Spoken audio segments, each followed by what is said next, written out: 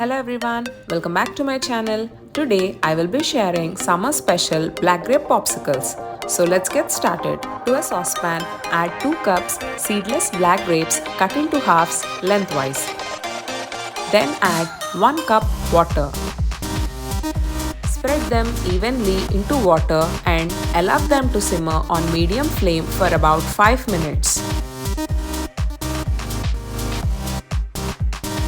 Grapes started to soften. Mash them well.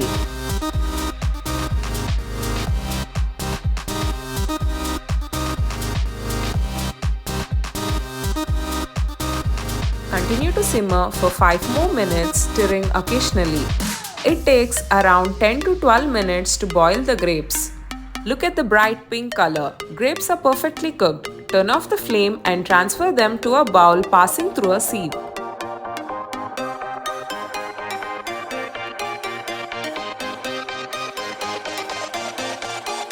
Once strained, transfer the pulp to a blender and allow the pulp to cool completely before blending. To the strained hot grape syrup, add half cup sugar and mix them together until the sugar is completely dissolved.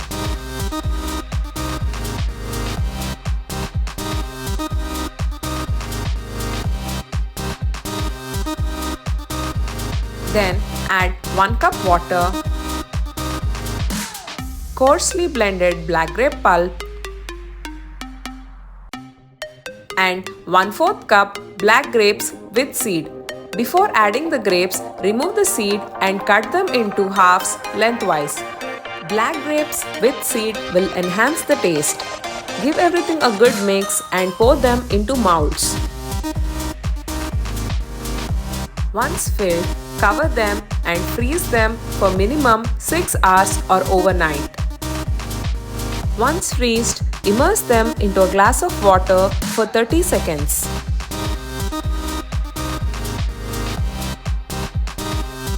Then gently hold the stick and demold the popsicle.